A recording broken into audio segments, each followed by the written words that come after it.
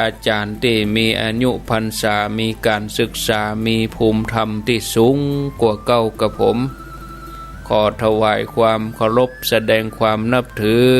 จุตนจุองค์เจริญปนศรัทธาญาติโยมท่านสาธุชนทุกคนทุกท่าน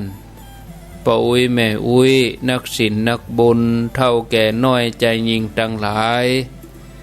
ได้เวลาแล้วเนอได้เวลาแล้วถึงเวลาแล้วได้เวลาสำหรับการรับฟังธรรมะอันเป็นสาระประโยชน์ทางด้านพระพุทธศาสนาน้ำธรรมคำสอนขององค์สมเด็จพระชินวรสัมมาสัมพุทธเจ้าได้มาปะมาพบมาอู้มาเล่าสู่บรรดาพ่อแม่พี่น้องพ่อออกแม่ออกศรัทธาท่านสาธุชนคนดีทั้งหลายแล้ว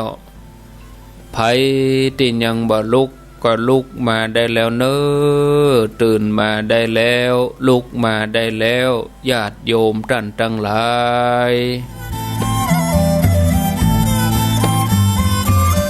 หลับลุกเจ้า